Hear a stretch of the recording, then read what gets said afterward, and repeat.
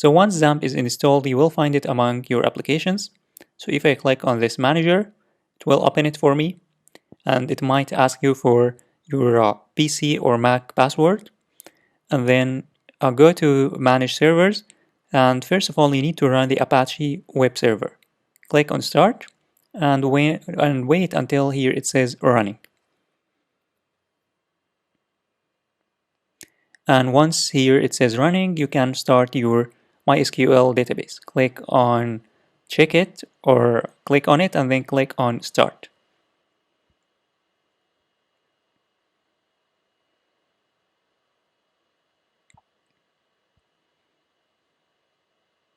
Once here it says running, you will be able to work with the Apache web server and your MySQL database.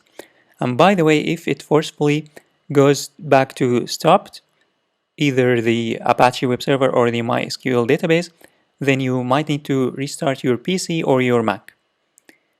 Once these two are running, go to welcome and then head on over to go to application and click on it, and it will open the localhost. And here in the localhost you can check information about your PHP installation and your database as well.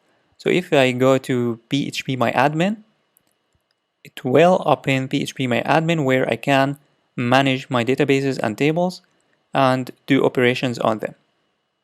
And by the way, whenever you are working, just keep the Apache web server open and running, and also the MySQL database running all the time, because otherwise you won't be able to work with the database and insert data and get data and all of that good stuff.